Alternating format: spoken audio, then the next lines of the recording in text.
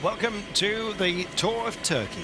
It's stage 2 from Alanya to Kemer today, and the none too small matter of 175 kilometres along the way.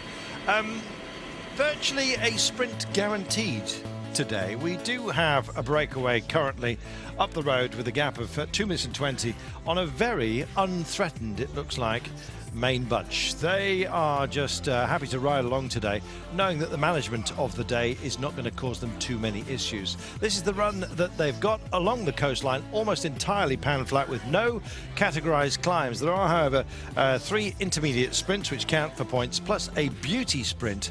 And, well, hardly surprising. You should see some of the Roman edifice that we are passing by today. It is quite remarkable. Manavgat is the waterfall, famous in this part of the world.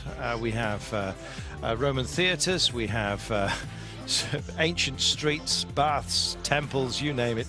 We're likely to see it along the way. Easiest part of Turkey to build on, I guess, historically, and so it has proved. Will Mark Cavendish be building on his success of yesterday? You can almost guarantee it. He said of himself, I feel just so very strong and was much quicker than I thought I was going to be. And it was a rude awakening for just about everyone. So destination Kemer then, a uncomplicated finish. It is moderately narrow. There's your profile. No bumps really to speak of. Welcome to the Tour of Turkey. You join us with a quick look at our breakaway. They went off reasonably early and were allowed to do so. Just homing in on Noah Satoli's Mattia Pozzi in the bright yellow, just gone past to your screen. Pozzi with Ahmet Oken of Turku just behind him in the green. Pozzo taking the first intermediate sprint, counting for 5 points today. It really is some extra points on offer on the intermediates. There's Mark Cavendish in the blue leader's jersey. General classification jersey here is the blue of the oceans, of the seas that surround Turkey. Absolutely beautiful it is. Just getting some feed in, as you just saw there. Alexander Diachenko of Kazakhstan, wearing number 1, and indeed his nation's champions jersey, the Kazakh flag across his back. Mark Cavendish looking extraordinarily relaxed. Said Brian Smith yesterday that he felt that he surprised himself with his level of speed, extraordinarily quick. Well, the break from racing must have done him good, but at the end of the day, it's all about training, and Mark Cavendish is a very good trainer, and was practicing his sprint during the week. So it just goes to show you when you've been forced out of a race a few weeks ago due to illness, that a winner's a winner, and he wanted to come back to winning ways. So it was always kind of set out for him. He would make that decision on the road, but he's come here with a couple of kind of new riders in his lead out. They're looking to defend this jersey today in the sprint. Okay, no time bonuses on the stages, but it was a difficult start for a lot of the riders with the thunderstorms, but as we can see, the weather is fantastic again, similar to yesterday. And yesterday actually caught a few riders out. They were on the start line, and their power meters were showing 16, 18 degrees centigrade at the start of the stage, and I was talking to Adam Yates last night, and it went up to about 32 degrees. So there was a few red patches in some of the riders at dinner last night. Going into the red yesterday on behalf of his team was Andrew Greipel. Really did a fantastic job. Essentially lead-out man for them, guided them through some reasonably tricky little bits and pieces along the way. And in fact then peeled off to the side. He does have, he is carrying an injury, or is recovering from an injury, as you know, a dislocated clavicle or collarbone. And yeah, he did a great job yesterday for his boys. Properly delivered, I think you might say. Mark Cavendish's team, it didn't look the cleanest lead out that he's ever had. However, such was the speed that he carried to the line, and it was his turn of speed essentially when he needed that extra gear. Just found it physiologically, I'm talking, and delivered absolutely beautifully. Well, there are sprints up for grabs, and these intermediates are what we're dealing with at the moment, which is why the pace is just risen slightly. No points for these guys, but just for now, because you're looking at the main pack. But they are chasing down a 5-man breakaway. The gap just over 2 minutes, but like yesterday, one team's deciding that this mustn't be allowed to stay out there in this fashion, and so Lotto Belisol have decided to put the hammer down. Quickstep did a lot of work yesterday, and it seems that management of the break absolutely essential, especially when the roads are as uncomplicated as this, Brian. Yeah, this is probably the easiest stage for most of them. They've had yesterday's stage with one mountain categorised climb. That was a third category climb, won by Mark de Marne. He'll have that jersey. He doesn't have to defend that lead he's got in the King of the Mountains because no climbs today. We go in the one direction with the ocean to the left-hand side, and that's where the wind is coming. It's coming from the left of the rider's shoulders. And you can just see that Lotto Belisol, really interested and under the impetus of Greipel, come to the front and want to really push the pace up and split this peloton. Just look at the flags, they're starting to billow here. It was exactly the same yesterday, Brian, when there was a sniff of a crosswind and they decided to put the hurt on everyone. It worked to a moderate degree, I guess, but I think it put an awful lot more hurt in some of the lesser opponents to the likes of Greipel. He is not back to his best self just yet, and it's sort of a nice rolling team time trial exchange that you've just seen. Greipel just leaving his boys to carry on the good work. They have injected a little bit of pace here. More than that, it's way up. We're only 56 kilometres from the end of today, and it will be action-packed. Let's just talk about the guys who are in the break, shall we? Nico Bohem is up there. We seem to be lingering on the main bunch at the moment. Nicola Bohem of Bardiani is in the break. Likewise, of CCC Polstad is Cherokee Haruxi, I think it is. His father, Henrik, was Tour of Poland champion. Well, that was some years ago. 25-year-old is here in the bright orange of his team. And we are keeping a sensational pace up at the moment. And, well, the holiday traffic continues. Verschoor is also in the break for Team Novo Nordisk. He, of course, that team, I should say, the team which is made up of people with who are suffering under the pressures of diabetes. We mentioned Pozzo from Neri Satoli and, of course, Turku Sekerspor. Some absolutely gorgeous things to look at today. Unfortunately, the airport doesn't really count in my mind as one of those, especially if you've got plenty of Roman theatres and edifice along the way. The wind really is picking up and billowing our notes for the time being, and I think these guys realizing that the weather systems are sort of fickle at the moment. Everyone started off today absolutely in their rain gear and winter gear. It was absolutely horrible. Well, the pace has picked up, as you can see, and just look at the palms. The wind blowing a good one, and it's swinging round to a southwesterly as well. It's not a happy place to be. Turkish Airlines then are doing their stuff, bringing people to this absolutely magnificent country. Antalya Expo stage is what we've got at the moment. Things are just settled down for the time being, but as you can see, that gap is tumbling to the breakaway riders. I think some teams have got plans. We'll take a break.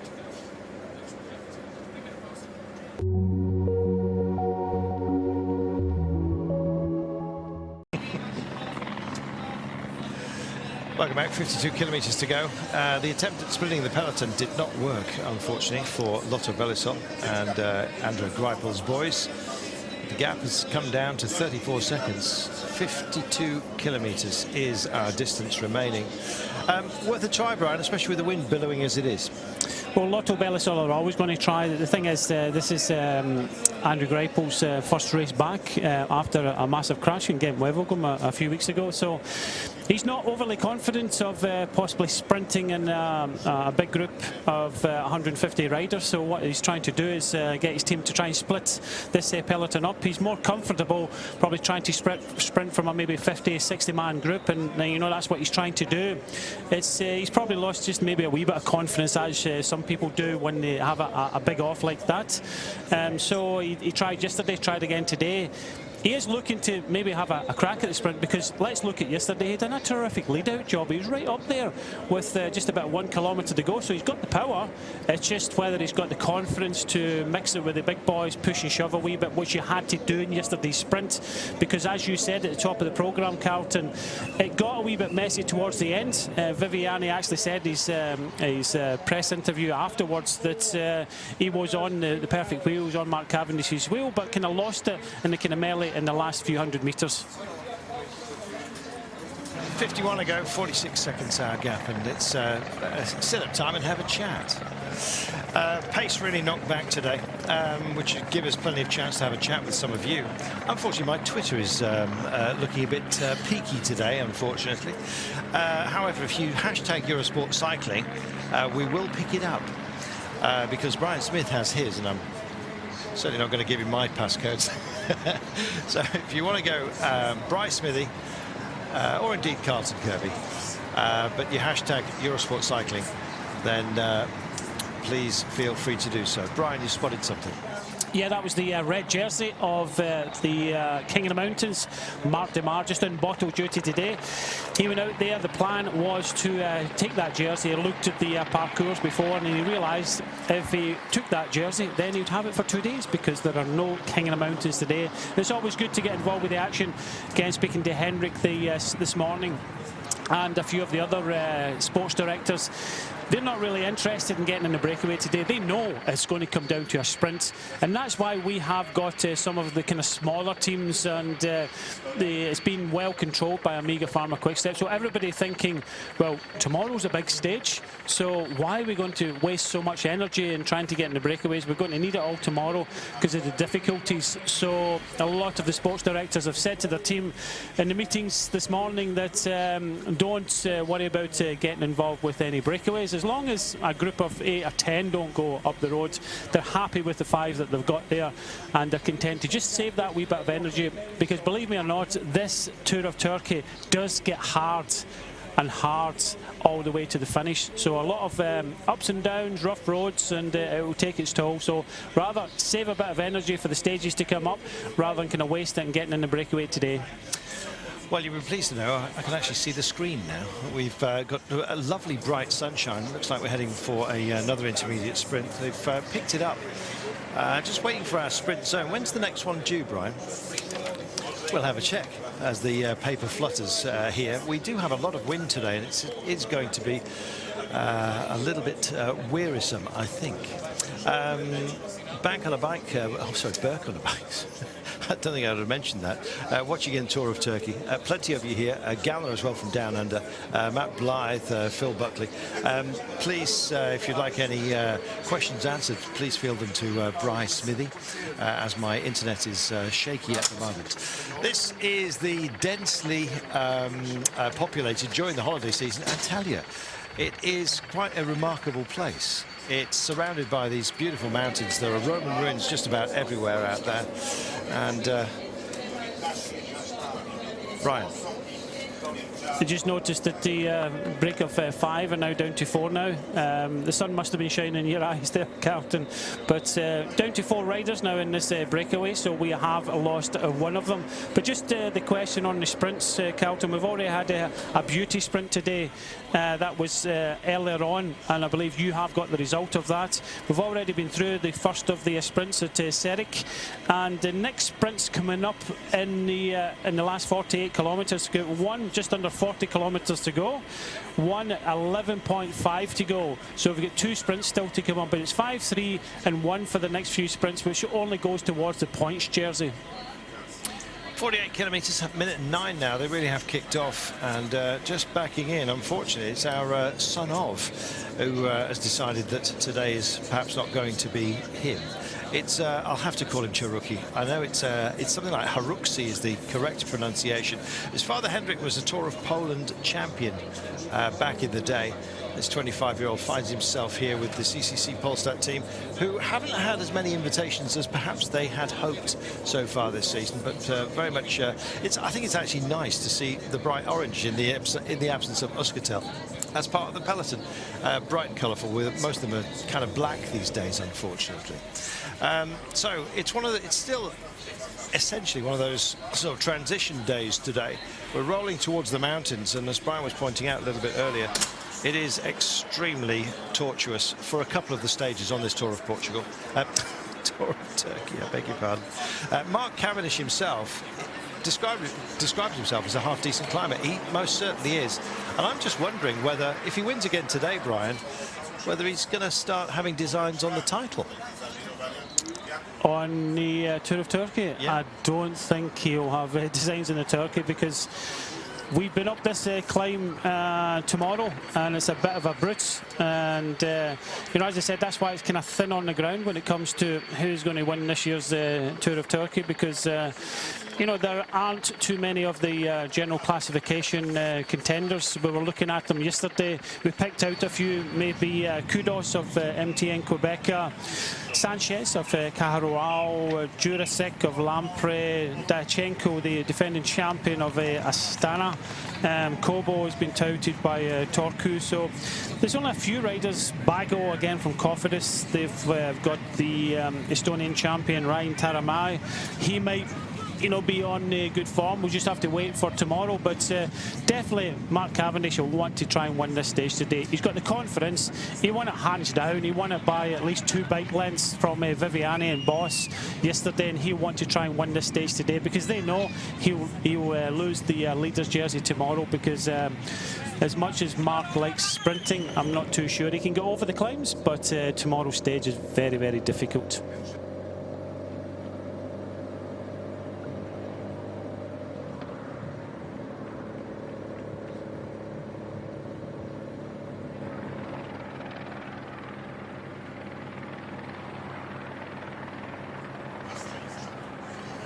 Pace is up, Brian, or it has been earlier on today. Omega Pharma Quick Step, they're in the place that they like to be. Today's finish is not overly technical. It is extremely straight. However, it's also quite narrow, I feel, along the way, and I'm slightly worried about it if they all come in together. Well, it does look as if they will come in together, Carlton, because you know, the crosswinds, Lotto Belisol just tried a wee bit before. It doesn't seem to be happening. Now we've got Omega Pharma Quick Step and Belkin at the front controlling things. So I believe we'll have a mass bunch finish at the here in Kemer. We'll take a break. Back in a moment.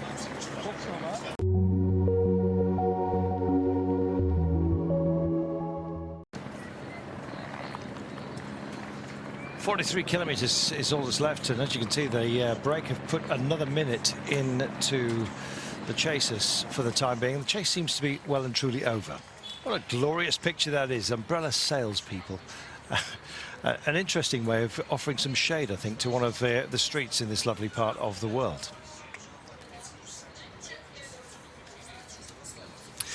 Just talking to some of the riders there about the performance of Mark Cavendish yesterday.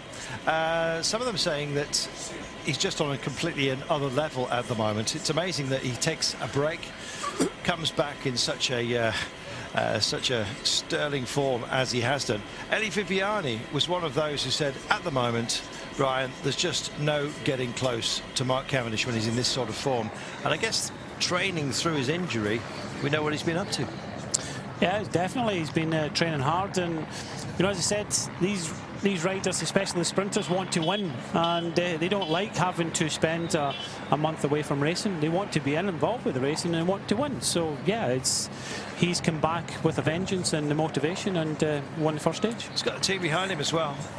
Kevin de Wert is back and on decent form, and he's their GC man essentially, but with lead-outs like Pataki, like Renshaw, like Stiegmans and Gianni Meersman also going very well. And Ilya Kaiser is a huge powerhouse that you know an awful lot of about this Tour of Turkey. It makes a man feel comfortable, and Mark Cavendish is very much comfortable in that role at the moment. He wears the blue leader's jersey. You'll catch sight of it in just a few moments' time. And Belkin, Theo Boss lost out just a little bit yesterday. Did anything go wrong, or was it just a case that everything was going right for Mark? Nothing went wrong for Theo Boss. As I said at the time, Carlton, that he had the perfect lead out.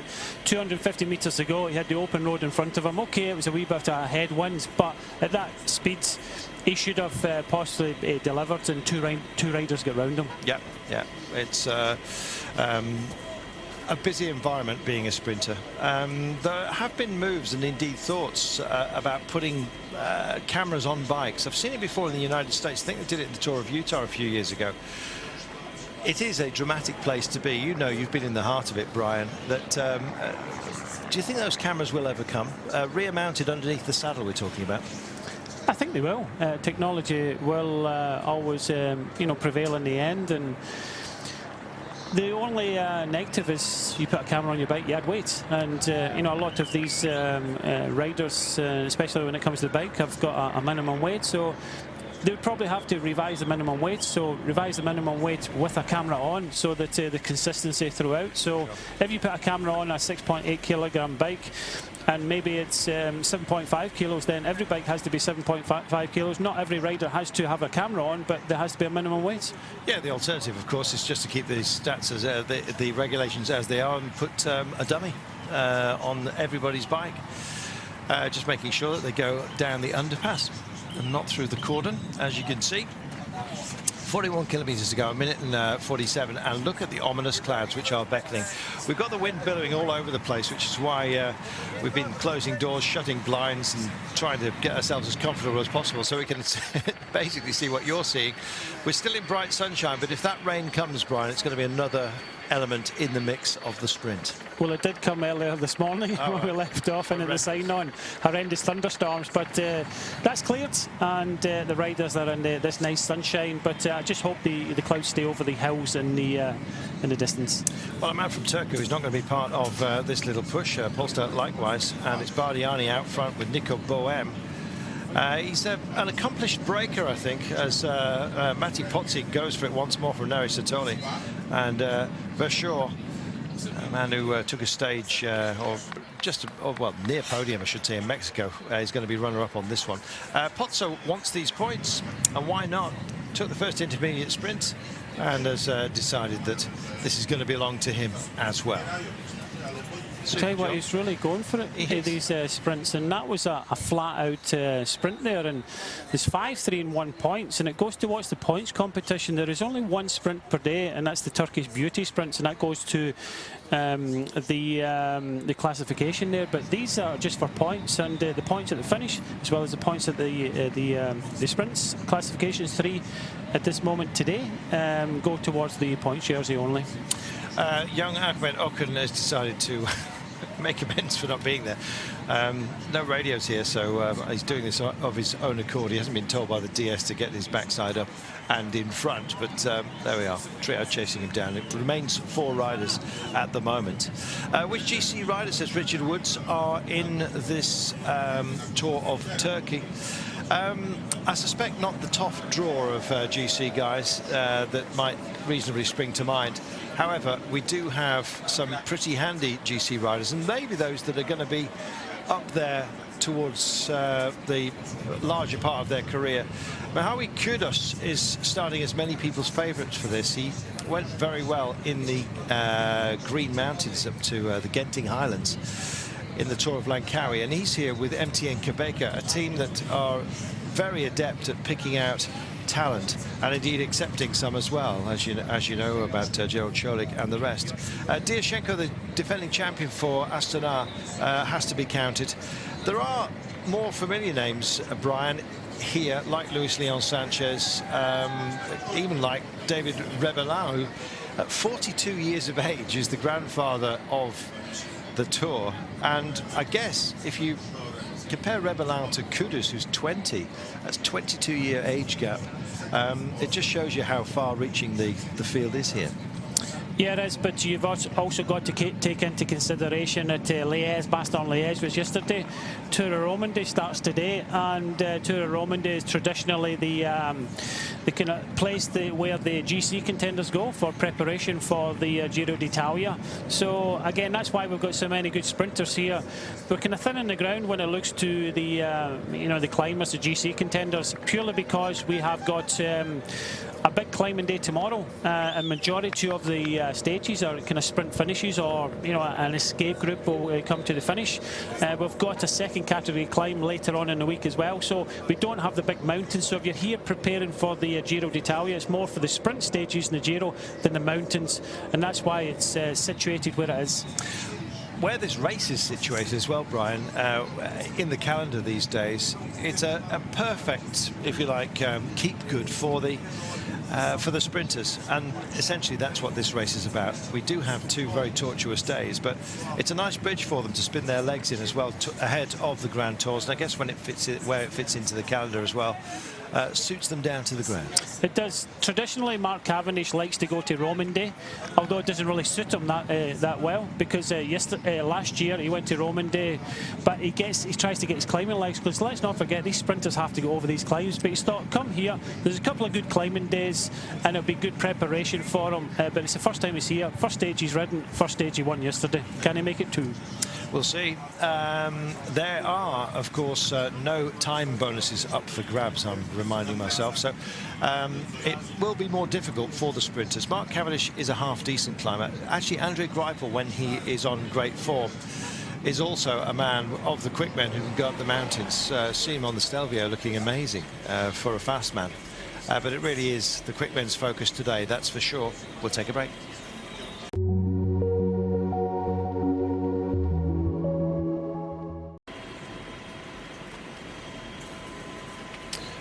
Welcome back. Just 36 kilometres to go, and that's going to be eaten up reasonably quickly, because the pace today is going to be at its absolute highest once more as we head in. And yeah, 2 hours of racing with 2 hours deep into this one. The weather played a part at the beginning of the day. Thankfully, it's just eased off ever so slightly. It's not the most arduous introduction to the Tour of Turkey, and that's the way the riders want it. Yeah, and I think as the excuse me, the race organisation, obviously the race director comes from Alanya, and obviously they wanted to change it around from about 3 years ago when it started in Istanbul. So we start in Alanya, taking Talyan. This is a new finish today. They've never used this finish today, so this is new for the Tour of Turkey. And yeah, it's nice for the riders, because it's a bit of an arduous trip for everybody, the logistics and everything, because obviously they don't bring any team vehicles, team trucks or buses with them. So they get there and they have to do the kind of old-fashioned ways, what I had to do, you know, just team cars and buses, and none of the luxuries that they have back in Europe. So yeah, it's as I said, it's a full day of travelling, but they'll ride into it. And this stage is typically kind of flattish stage, sprint finish, and we're expecting that here. We have got a decent pace about us, Brian. It's 47 kilometres per hour for the first 2 hours. It seems that the wind, which is swirling around and constantly changing direction, it is wide open towards the finish today. Loads of doors kind of slamming around us, and the flags really are billowing good and proper. I don't know whether we're going to get that rain. But I just wonder whether the wind might be a factor as well. They cut inland, incidentally, fairly shortly, and as they do that, they'll get more protection from the buildings, I guess. It just depends on which way the wind is blowing when it comes to the open highways. But you can see the palms here, they're all over the place. It's not really something you can strategize for at the moment. Well, it's something I looked at when we came into the finishing area today, and I noticed that it was a wind from behind, and then just before we came on air, it changed to the right-hand side. So it was, you know, the best place to be sprinting on was the left. And I'm just looking out now, and it looks as if it is now changed round to a bit of a headwind finish now. So it's, as you said, it's swirling, because we've got the mountains in the backdrop, we've got the sea towards or behind us. So again, the wind seems to be swirling around this new town in the Presidential Tour of Turkey here in Kemer. If you're going to film a helicopter, you need a helicopter. So you need 2 helicopters to film one helicopter. There you go, just a thought. Do you know one of the great unwritten rules of Hollywood? You never hear the helicopter before you see it. There you go. You know the way they suddenly appear around buildings in Tom Cruise movies. Stealth. Etc. 34 kilometres to go, less than a minute now. Andre Greipel, I'm liking what he's doing at the moment. He's sort of being a sort of an onboard DS, really. He's carrying out orders in the absence of radios, and well, the orders are his, so he's imposing his will upon not only his own team but also the peloton. I think this is a man who wants to show how much strength he's got during the day, because he's going to have a bit of a deficit at the end of it. Yeah, he is. He's not in the form he normally likes to bring to the Tour of Turkey, and in fact he loves the Tour of Turkey that much that he holidays here as well for a couple of weeks. So yeah, he likes this area, likes it for training. So yeah, he's just looking for a bit of confidence, leading by the front. And it's not the first time we've seen Andrew Greipel do this. We've seen it do for Mark Cavendish in the past. He's not shy about doing his work on the front or doing his work for the team, and he's a strong rider and a strong leader. There's a huge garment industry, incidentally, here in Turkey, and a lot of it gets shipped out of this very place over to Europe. If you want some bargains, get yourself over here. Brian Smith usually comes with empty suitcases and goes back with not only those full, but has had to buy another suitcase as well. So I'm going to get stopped at customs now. Sartorially elegant he always is, mainly after his visits to Turkey. 33 kilometres to go, 32 seconds only the gap. It seems that the switch of pace is almost constant. It's switching with the breeze today. Somebody's decided to get a marine flare. Well, at least it's giving us some wind direction. There you go. Thank you very much, sir. Put it away somewhere safely, not in your pocket. 33 kilometres then, and just that 28-second gap. And I guess this is pretty workaday for some of these guys today. It's not the most inspiring of routes, I've got to say. And Luca Paolini doing the old meerkat thing, just having a good old look and sizing up the situation. He's a big old battler, isn't he? Yeah, he's a ticket collector today. He was yesterday. That's the rider at the back of the peloton, making sure everybody's on board and on the way to the finish. So you can just see the gap now coming down to 25 seconds. It's just this breakaway. There's 5 riders originally went away. They lost the CCC Pulsar rider. Now 4 of them are just kind of hanging out there, and you know, they are doomed. Everybody knew that this was going to be a sprint stage and decided not to get in the breakaway. There we are. Just while we're at it, let's just have a brief think about tomorrow.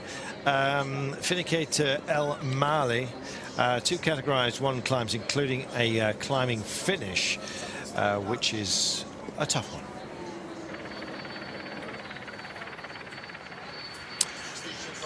32 kilometres, 25 seconds, and this beautiful coastal road cut into the hillside. They don't look like they're going to attempt to catch them too quickly, and they're going to let them hang for another 25 seconds. You said that yesterday. That's true. Well, I think it was mistimed yesterday. I sort of felt sorry for the guys in the break. We've had our beauty sprint, by the way, and our remaining intermediate sprint will come after 163 kilometres into today's stage. So very, very close to the end. That looks like Dr. Evil's lair. It's a restaurant. It's a very nice restaurant at the top of this climb, or this hillock outside Antalya. Well, it's a shame that so much along the way has sadly been passed by. The Apendos Belkis theatre, Roman theatre, and the a stunning street at Perge. Perge, I think they've actually used it to film some of the Trojan War movies of old, Jason and the Argonauts and the rest of it. I know they did some filming in Syria as well as here. Syria with its own problems, of course, as you know these days. And but yes, just absolutely beautiful country this is, and it's been this way, that way for an awful long time. You can understand why people hang around. I think Brian Smith is already planning his retirement, by the way. Not today, I understand. I hasten to add, but at one point, you'd be hard pushed to find a nicer place to warm your bones, frankly, and the food is amazing. I know we sound like we're working for the Ministry of Tourism. We're not. We just love the place. There is Andrei Greipel, a man, incidentally, who's won 9 stages in this tour of Turkey. He is in his pomp, it seems, particularly on this event. He also goes well down under, doesn't he, on a regular I was just basis? about to say that. He likes down under. Yeah. And then, you know, that's his kind of first holiday. Of course, he has to win stages, and he likes coming to the presidential tour of Turkey. My goodness, just check this out. You know that in there's a man with grey hair and a white cat on a dark suit, which he's stroking. I don't know what he's doing, but he'll be in the next movie. Bohem, Vashor, Pozzi and Orkan, the men remaining from the breakaway. And 23 seconds, and this is kind of a cruel side of being in the breakaway. You know you're going to get caught, you know you're doomed, but you know as well that you can't really be seen to just pack it in. And as they pull back. Occasionally you see the peloton also do exactly the same and just maintain that gap. Well, just earlier when Lotto Belisol came towards the front and the gap came right down to 30 seconds, and then they knew they weren't going to split the peloton, so they sat up. It went out to about 1 minute and 47 seconds, and then they started battling against each other in the breakaway. Now they've kind of settled it down. I think it's been hard. It's 175 kilometres. Okay, it's not the most arduous of courses. We come out of Antalya now. We go onto the coast road, which is just undulating, a few tunnels, and then we'll be soon into the finish. We come with a kind of left-hander, right-hander onto the finishing straight, which is about 2 kilometres long and very straight. It is almost arrow straight. They'll hook in landing. In fact, we're just about to do that once we go over this next sort of headland promontory. And there you see the Blaster men have been here, cutting out this road. Just caught sight as well again of the Euro Tour leader, which is an interesting one.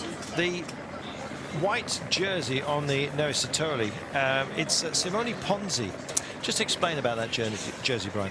Well, the UCI have split up the kind of continents in the world. So there's an Asia tour, there's America's tour, there's obviously Europe tour. So they've kind of split all the kind of major continents up, and they have got their own kind of competition within their area. And in the Europe tour, the UCI races have UCI points, and the person with the most points, the person that's been most successful. This doesn't include World Tour riders, by the way. It includes second division and third division. So you've got your World Tour, then you've got your Pro Continental teams and your Continental teams. So it's only your Pro Continental and your Continental teams that can get these points. And you're talking about UCI events of likes of 2.2, 2.1, although a lot of the Pro Continental teams they cannot ride 2.2 level races, third division races. So the person with the most points, the most successful rider so far, is Ponzi for Neri Satoli, and he wears that jersey courtesy of being the leader and the most successful rider so far this year in the Europe Tour. And what's the jersey known as? Is it the Europa or the Europe Tour? Europe Tour. This is the UCI Europe Tour. So they have, just different categories in the major continents throughout the world. And if you have got the most points, then you wear the white jersey. And obviously, Ponzi's got Europe down the side, and the leader of the Asian Tour has got Asia down the side. We just caught sight of the sea, and it's that colour which is reflected by the leader's jersey here in the Tour of Turkey. 29 kilometres to go. 28 seconds is the gap now to the breakaway riders, and we'll be back with more in a moment.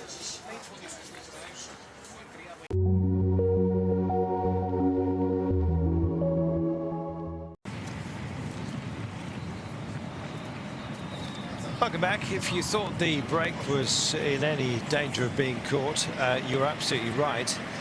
And I think the peloton decided that that wasn't the game they wanted to play, and so they've been let back off the leash. But having got down to just about 20 seconds, it's suddenly back up to 40. And we've got this long reach. Incidentally, if you're wondering what this creation is, it's not for yachts, it's for fishermen.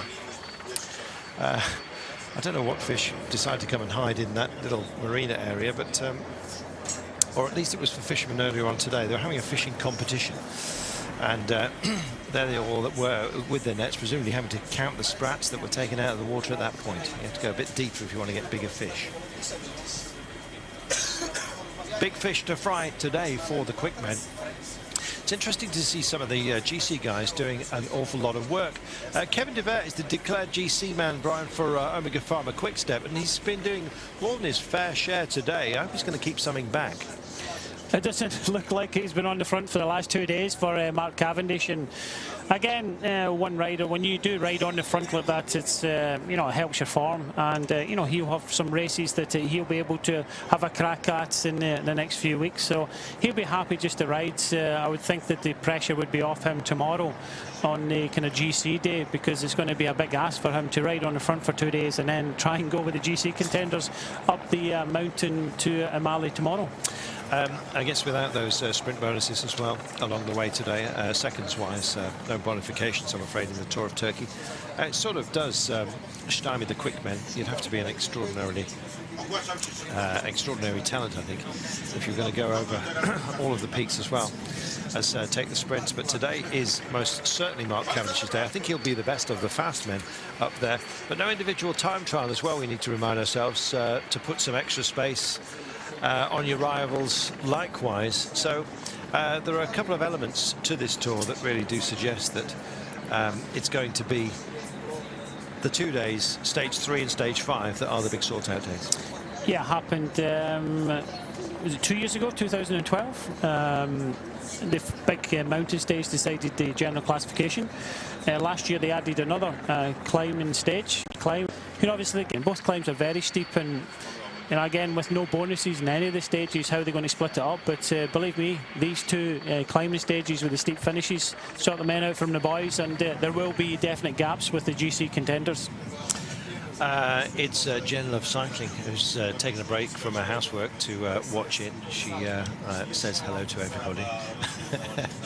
Likewise, Infidel has written in and says Turkey absolutely beautiful. He said they've stayed away from the European Union.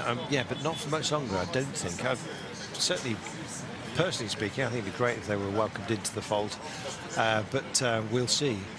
There's been a few objections for a number of countries politically, but I'm actually wondering these days, with the way that questions are being asked, is as to whether they shouldn't just stay as they are.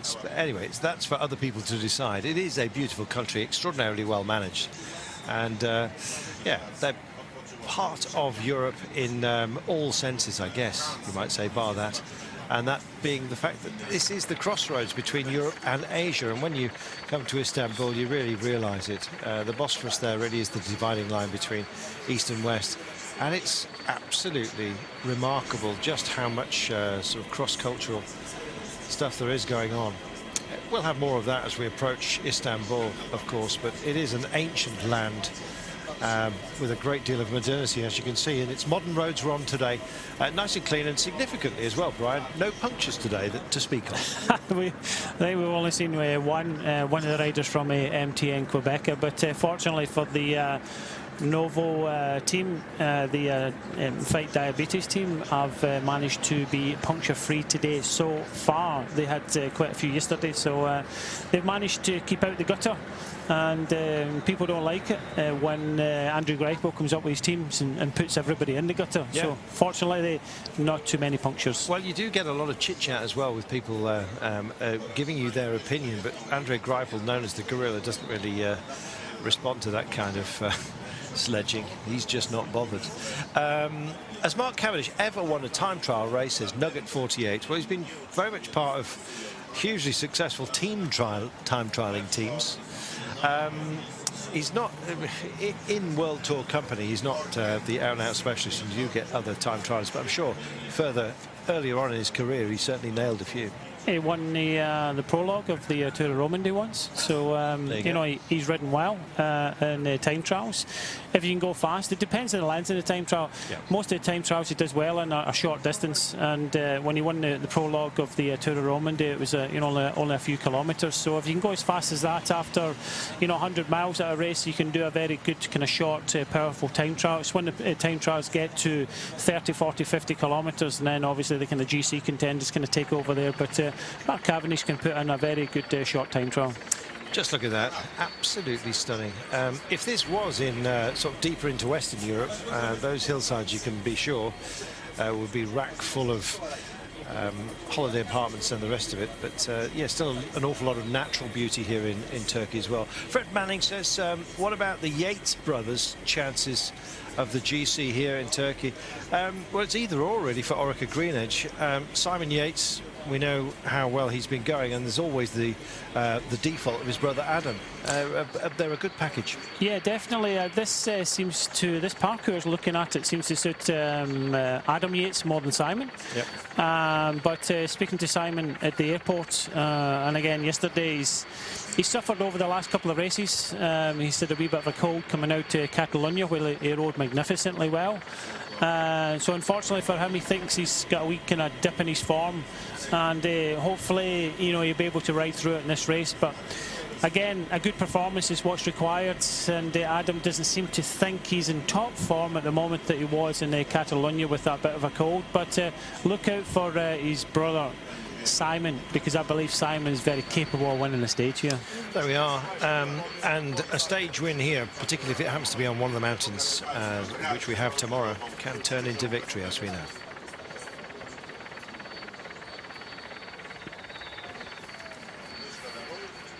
.22 kilometres to go. 22 seconds is the gap to the 4 men that remain from the breakaway.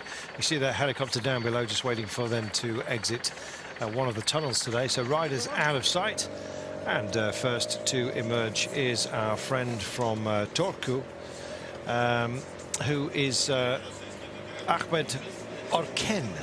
It looked like he faded earlier on today, but no, he's still with us. We lost Powell Karuki, unfortunately, a little bit earlier on. He's backed in, and we still have Bardiani's Nico Bohem, and of course Matti Ponsi, who's taken both of well, the first 2 of the day's intermediate sprints. There's another one still to come before we get to the end.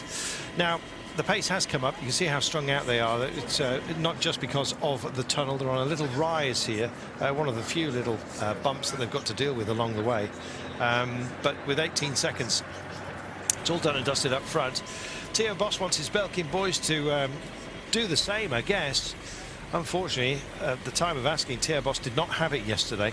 Viviani also getting by him, and of course Mark Cavendish with that amazing turn of speed just found a great gap down the right-hand side, which he had to hunt around for. And once he was there, he was away, and a couple of bike lengths was the winning margin. It was exceptional display of sprinting talent. With 21 kilometres to go, do you want to should we say Mark's a shoe-in today, if there is ever such a thing within cycling, and talk about who might be on today's podium? Again, I think it'll be the same 3 from yesterday. Theo Boss, Viviani and Cavendish. Viviani might be a lot closer to Mark Cavendish today, but I believe that Mark has to be the favourite from what we've seen yesterday. But Viviani might not be as much as 2 bike lengths back, so it'll be very interesting how they play. And obviously we can see from the front of the peloton, you have got Belkin riding for Boss. Viviani, he's got his Cannondale team in the lime green, and Cavendish, obviously Omega Pharma Quickstep in the predominantly black kit, riding at the front. We had a crash yesterday. It was Bonifacio, incidentally, that went off for Lampre Merida. Sasha Madonna finished down in 29th place. Jeremy Bescon just having a bit of a magic spanner, the boy from Cofidis, and plenty of red filling your screens, as you can see. We do have Drapac racing here as well. Number 136, that's Bernie Salzberger, just having a brief chat with some of his, well, I think that was Adam Hansen, his Antipodean buddy, also having a brief chat from Lotto Belisol. We've been complaining about so much black within the peloton, but it's red and white. Red here, yes. Exactly. You've got a lot of Belisol in the red. You've got Katusha largely so. Cofidis, Drapac as well. I was rather fearful that Turku would go back to their original red, but they're sticking with the green. 20 kilometres to go. 18 seconds now is the gap, and it's kind of muster time, really. I suspect we might well get a big pace crank with 15 to go, as per usual. Yeah, I'm just trying to look at the wind conditions here. Like we said when we arrived here, it was a bit of a kind of tailwind. It kind of swirling round. Before we came on air, it was slightly to the right. the road to the finishing straight, but now looking at it, seems to be a bit more of a headwind. So again, swirling round, if it is a wee bit more of a headwind, then it will kind of slow the pace up somewhat. So I'm expecting it to kind of kick off with about 10 kilometres to go, if not a bit less. 19k, 16 seconds. And we have one more intermediate sprint. It comes with 11.5 kilometres from the end, from the line. And I don't think there was no gifts yesterday with the with the special beauty jersey. They were trying to let the breakaway boys take it, but it didn't quite happen for them. We sort of felt rather sorry for them along the way. Freddie Robert it was that took it, the Ministry of Culture and Tourism jersey from Wanty Group Gobert, so he's in the white jersey today of that. 16 seconds, they've got a little bit more, but I don't think they're going to be able to hang out there for another, 8k, 7.5k, especially with the peloton minded to do their duty. No, they're dictating the pace of the race at the moment, the 4 riders in front. You could see that when they attacked slightly earlier, one of the riders, I think it was a Bohm of Bardiani, was trying to get back to the peloton, and he thought they eased up in front, and he came back and kept it 4. But they're just doing their job. The peloton now are doing their job. They just want to keep a good tempo. They want to stop any kind of counter-attacks or anybody thinking about it. So they want to try and keep it all together. It's just the 4 riders in front are just not riding fast enough, and they'll soon be back in the fold, I would say, in the next 2 or 3 kilometres. I think so. Luca Paolini just getting himself back into business. He'll be trying to do his best when it comes to the climbs, and maybe just getting himself in a break one of these days. Who knows? Marco Haller is their chosen sprinter today. We'll see how he rolls. Mark Cavendish, you can't look by him with the way he was set up yesterday. He was very quick to go and thank his team, which he always is. Gianni Meersma was the man who got the hug and the kiss first. Good job he shaved, Mark Cavendish, that is. Yeah, you wouldn't want one of those off Luca Paolini. You'd have to extricate yourself using a machete, I think, such as his, the luxurious nature of his beard. Almost run barefoot through it. It's amazing. 18 kilometres to go. I'm only jealous. 15 seconds is the gap. It appears to be just a little bit less than that right now. And it is as you were. Colour blocks of all together. And it's Omega Pharma at the front. Or towards the front anyway. We have riders from Cannondale on the nose, working for Viviani, of course, just wants to make sure that things are controlled ever so slightly. Cairo Royale looked lively, and you know, not a team that is a wilting flower at all. Viviani second yesterday for Cannondale, Belkin and Teobos in third place. It was Bonifacio who got the drop for Lampre. It was a bit of a surprise to me, that. Yeah, it will throw up a few surprises. Even this finish will. Normally that happens in the first stage until everybody gets their kind of ranking, as they say. But normally in the first stage of any race, they start to get some surprises up in the finish. And their legs will be a bit tired today, so we just have to see how things go. Rebellin was as punctured as you can see, rear puncture. Coming up was Matusz Novak, the young Pole, said, "Do you know you got a puncture?" He said, "Yes." I know I've got a puncture. Yeah, long and experienced Rebellin. He was down as one of the GC hopefuls, and actually is in good form. Brabant Pil is 7th place there at the age of 42, and also went well in the Amstel Gold Race.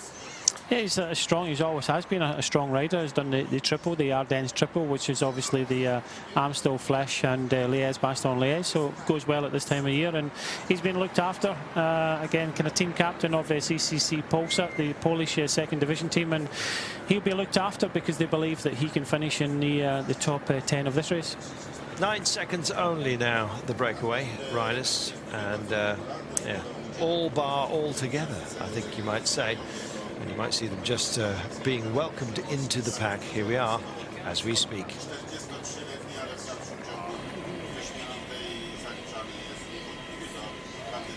So there they are, all together.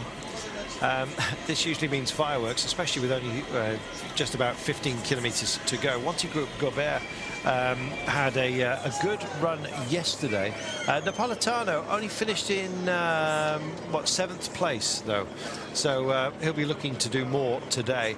It is narrow, and Napolitano is the kind of elbows out kind of guy who, I'm not suggesting he gets, he uses those to make space, but nobody seems to challenge him when he's going for it. Are they just frightened? He commands his space. Yeah, we talked about it yesterday. Very diplomatic way of putting it. He goes through gaps, or he makes gaps that aren't there. So yeah, that type of finish yesterday would suit him, but he's getting a wee bit longer in the tooth now, and he doesn't have that same speed and horsepower that he did have. But you can see at the front of the peloton, Carlton, you've got 3 riders, one from Cannondale, one from Belcom, one from Omega Pharma Quickstep. There's only 3 riders controlling the peloton, so that means pretty much the first 160 kilometres of this race, 3 riders have been dictating the pace of the peloton, and most of the riders just been sitting there. The whole Lotto Belisol team is towards the back, so there's a lot of, we call them fresh-ish legs, because obviously we're into the second stage. They've ridden quite a few kilometres already, but this is going to be a pretty hectic, fast finish. I think this is the calm before the storm, and we might get a bit closer today. Andrej Greipel is a great reader of the events here. He's won 9 stages after all, and so he battle plans it, especially if he's taking the role of lead out, which he did yesterday. He's at the back at the moment. He will move his team towards the fore when he needs to. He knows this race so well, Brian, that he even knows, we saw it yesterday, where the road actually changes, where the widening points are, where the peloton is likely to drift, and where the space will open up, so he gets his team on the correct side to move up nice and calmly and then do battle. Ah, but this is a new stage. He doesn't know this stage. No, none of the riders know this stage. He has wrecked it and eaten eaten kebabs all along the way. The thing about it, Carlton, is they know it's a main road. They know it's like this, so there's plenty of opportunities to move up. We were discussing the wind direction. The wind direction at the finish is kind of predominantly kind of headwinds, maybe slightly from the right. You can see on this main road it is a bit of a headwind. That's why we get the bunching up effect. Everybody knows that they don't really want to go to the front and put the tempo up and use the energy of the team. So yeah, they're just biding their time. There's a lot of teams. You can see Neri Statoli on the left-hand side, fluorescent. They came up for Kiki yesterday. Napolitano, your man, is up in the blue with the white helmet on. So they're all moving up there. But the thing with Greipel, he knows the roads here. He's raced so many and holidayed here. He knows the roads. It's wide open, so they can afford to sit back, bide their time, and try and come up like they did yesterday late. That's exactly what's going to happen. Bardiani just working the side of the road. Well, who was their highest placed rider yesterday for Bardiani? Reasonably well down the order, I've got to tell you. In fact, it was Raffoni back in 26th place. 14 seconds. Sorry, 14 kilometres to go altogether, and this is that little exposed section that we were talking about. Spragley, incidentally, for Quebecer, can't be counted out as well to go reasonably well. He got 10th place yesterday, so and he in some big company, don't forget, just behind Andrea Gardini. Gardini's Astana boys, they're just to the right-hand side of your screen, and Mark Cavendish is sort of hovering there as well. It looks like he's part of Astana, who are very close to him, but of course he's wearing the leader's jersey. Either get in or get out of the way, I think, was the expression that was being issued there. Kevin de Vert has just done an amazing turn for Omega Pharma. He's the man that's decided to sacrifice himself today, I guess, for Mark Cavendish. You can pick Mark out, incidentally, if you look at the line of black, and then just to the right of one of his teammates is that's Omega Pharma, is Mark Cavendish. There he is. You can actually see him now exposed on the right-hand side of your screen behind the motorcyclist. 13 kilometres to go. Pickup time. You think today's podium will be the same as yesterday? It's looking very like that, as we see some reaction at the end of the day for this final sprint. That's it. Over the line they go. Points mean prizes at the end of the day. I think they wanted to get that dispatched with, but I wouldn't be surprised if you suddenly see an injection of pace off the back of that sprint. It's now been dealt with. no more hiatus today. It's actually downhill into town, this. Yeah, it's downhill. We're going to see a replay, sorry, here. Looks as if it was Mearsman that just takes the 5 points. Mark Cavendish just taking up that 1 point there. Pretty much, I think most of the peloton have forgotten about that sprint. Not too sure who was second. Maybe it was one of the Neri Satoli. Obviously, you can see that from the fluorescent yellow jersey. But just interesting enough. I would be surprised if it was Orkin, actually. Yeah, could have been. To go out of because he's taken 2 of the sprints along the way. We'll get confirmation of that in just a few moments' time. But yeah, I wouldn't be surprised if he went up there. Mark Cavendish had obviously drifted up to get a few of those. Why not? Indeed. So we approach town. We're already having the pre-caravan roll through, and we'll get that result up for you as soon as we can on the final intermediate sprint of the day. Right now, it is that time when everyone's just getting themselves sorted out in their team positions for that run-in. I'm going to have a little bit of a punt, and I'm going to go back to Napolitano, who I think will do better than he did yesterday. Yesterday in 7th place, but yeah, I fancy it. Did you get the man who finished second in that sprint? Yeah, Pozo, just coming up now. Cavendish taking third. But I was just about to point out there that Mearsman taking points there. He took the 5 points. So I think Mearsman is thinking, well, get these 2 stages out of the way. Cavendish can, you know, he won the first one, try and win this one today, but maybe later on Mearsman is thinking if he can pick some more points up throughout this stage, and yeah, the kind of harder stages, the lumpier stages will suit Mearsman, and maybe he's thinking of the points jersey at the end of this tour. So it was indeed Pozo had been in the sprints and had taken a couple of the intermediate ones, who decided to have a go and get some more. I think he was sort of neutralised essentially out there by Mearsman, and of course Cavendish was trying to get a few front puncture. Now that's not what you need, especially in a dicey situation late on. Get that changed as soon as you can, and Ray Taramay does exactly that, doing a good job as well of just getting it pre-prepped and knocked out. Tried his best but didn't quite work. Yeah, it looks as if he's still got the manufactured, you know, obviously safety bits in the front fork there, so he had to loosen it off. And you know, that was a UCI rule that came in that you couldn't file them off like they were doing before, so you had to keep it the way it was off the shelf. So just had to unloosen the skewer, get the wheel out, and get a new front wheel. Yeah, sort of. I don't know what the term was, but they used to file down those little sort of indents on the forks. I'm trying not to say safety nipples, but that's exactly what they were.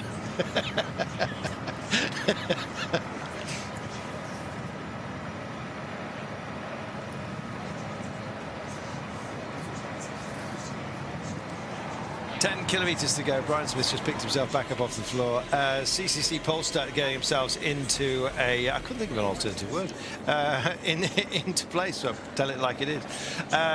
Omega Pharma Quick Step there on the right hand side of your screen. And yeah, Kaya Rural, you know, they have been a bunch of busy boys, and they want a piece of today, or at least maybe just to stay safe. Well, they tried yesterday, and they were involved with controlling the front of the bunch, and they're really looking for the Italian that's in their team, Lasca.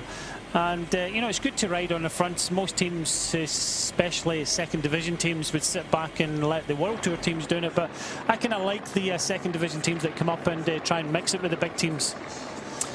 And mixing it they are at the moment. Everyone wants a piece of the road. Now, it's fine at this juncture because with 10 kilometres to go, and Taramay is just going to get himself back on, which is great, or helped by a teammate. Good to see.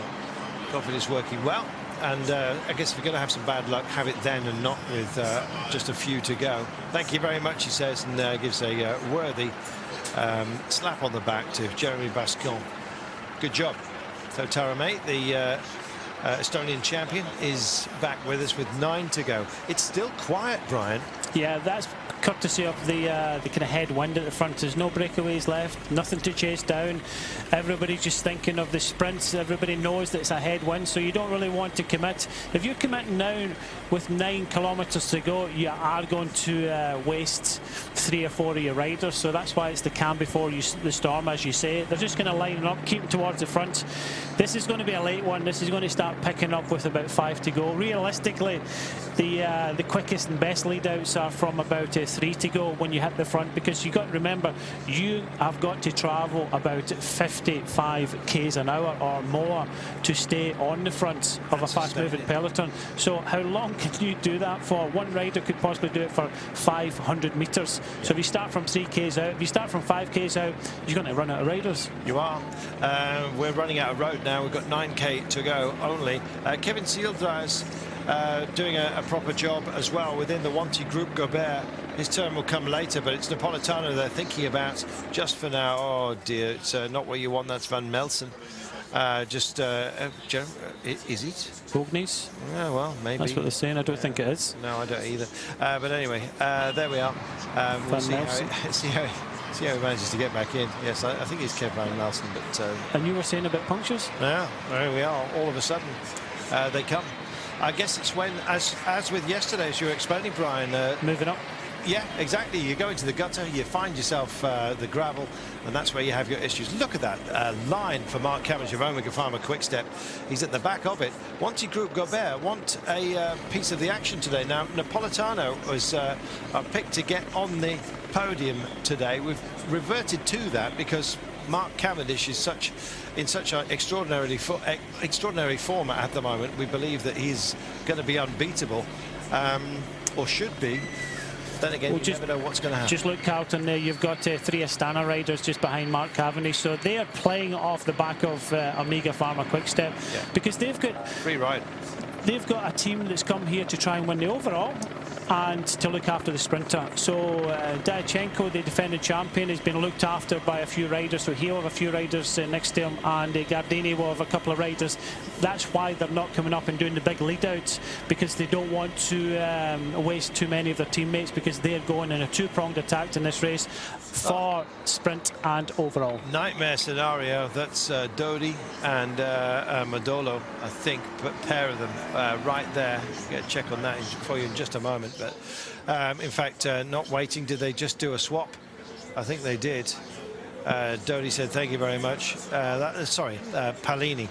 So Modolo is safe. You have to forgive me that. Modolo up the road, but yeah, they clearly know who is best in these situations. What a shame. The car finally got there, but just a bit too late, and this will be too late with 7k to go. He may well be a helper for Sasha Modolo, but he's going to be thin on the ground then, Modolo, today, that's for sure. Bonifacio might have to just go for it himself. Look at the work that Wanty Group Gobert are doing in the blue, dead centre for Napolitano. They're really working it at the moment. Viviani and his green jersey, you can see it dead centre of your screen. It's an unusual green at the back of that line of familiar Cannondale green. And so you have all the big boys, the usual suspects, right here. Yeah, definitely. Like we seen yesterday, lead outs left, right and centre. In fact, we've got 3 lead outs. We've got the Omega Pharma Quickstep in the kind of black in the left. In the middle, you've got Wanty, the second division team from Belgium, and the lime green with the green jersey at the back is Cannondale. And right behind the blue of Wanty is the bright Dayglow yellow, all working for Francesco Chicchi, Neri Sotoli. They're all here. Where are Belkin is the big answer, and Theo Boss. I'm sure they will announce themselves, as will Lotto Belisol in their bright red. Katusha starting to send it up the road as well, with Marco Haller, the man that they've got in mind. Lots of nervous looks over shoulders here just to see who's behaving themselves and who's making the move. 6 kilometres to go. This is going to be at the very crucial end of it before you know it. Yeah, they are still waiting and waiting and waiting, so it's up about 30 mile an hour, but the pace will get faster and faster from now on.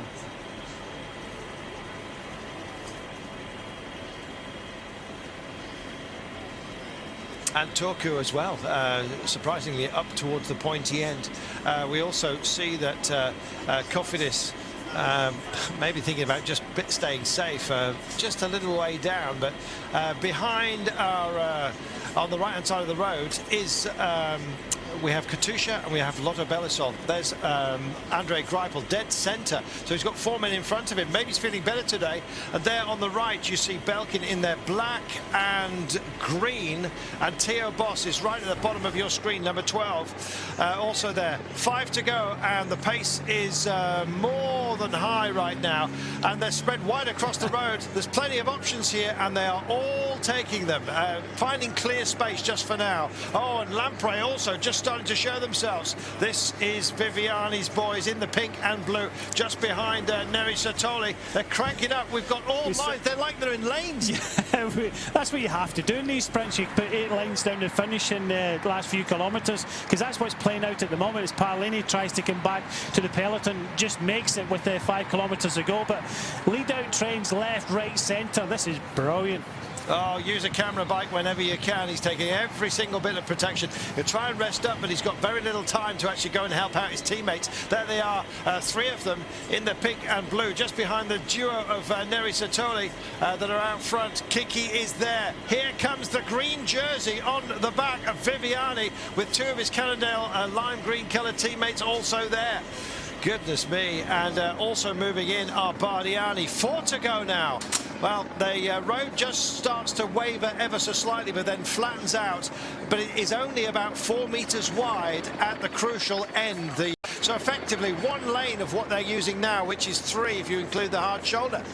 Yeah, it does will get less than half the size of the road with about 2 kilometres going in. It's straight, so we won't have the big lead out. So a lot of the riders are now coming up in their team formations because they want to grab the front as the road narrows with about 2 kilometres to go.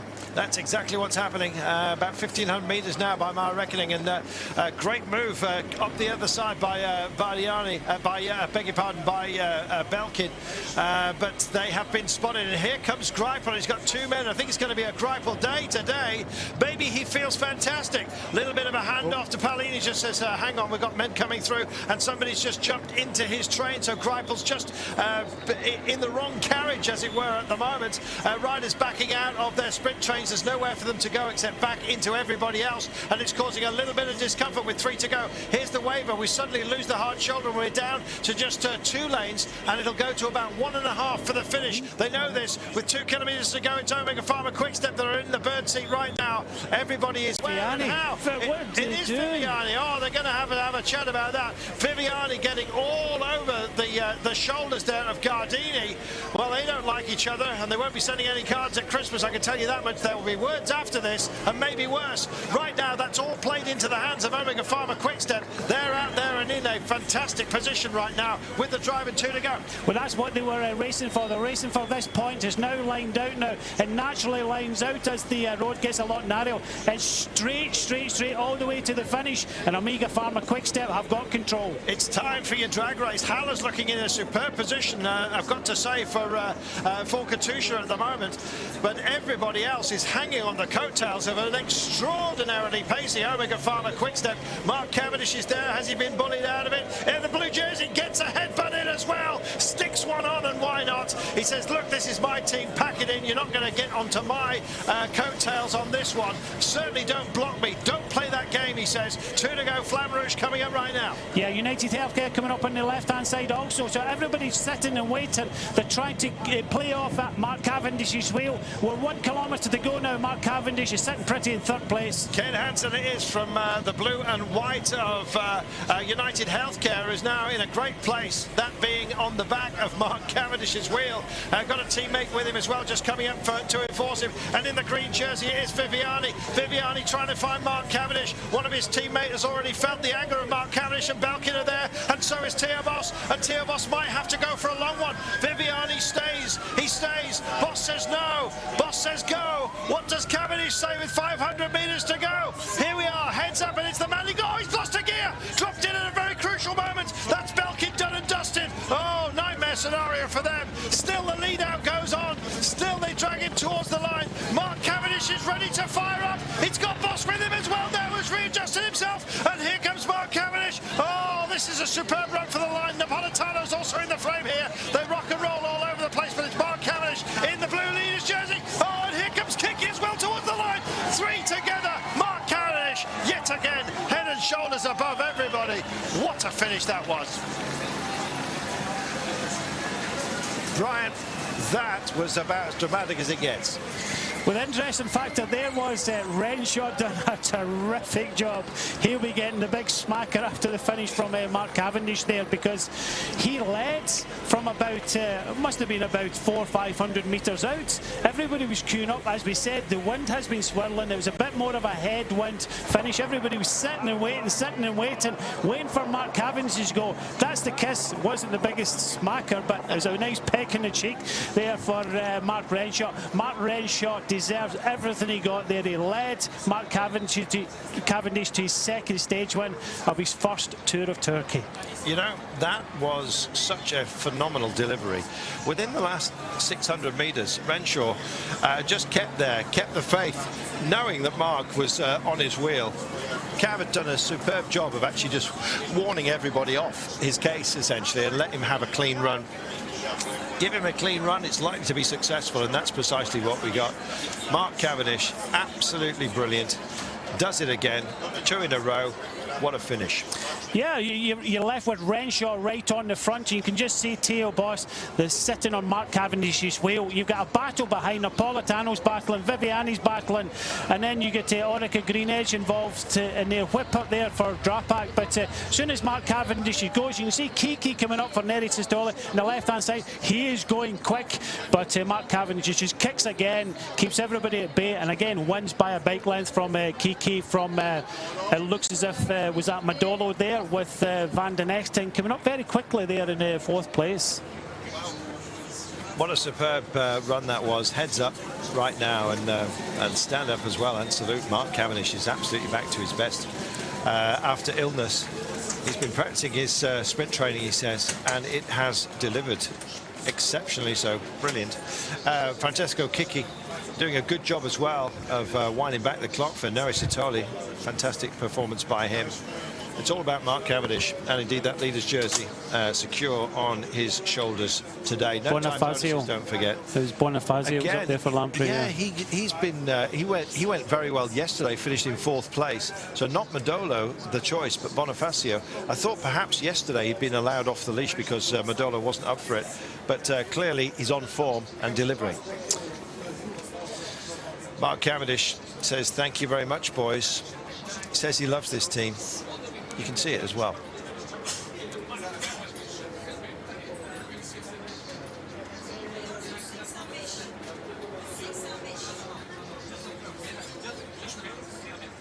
There we are, hands off the bars, and across the line he comes. Bonifacio indeed with 3rd place on the day.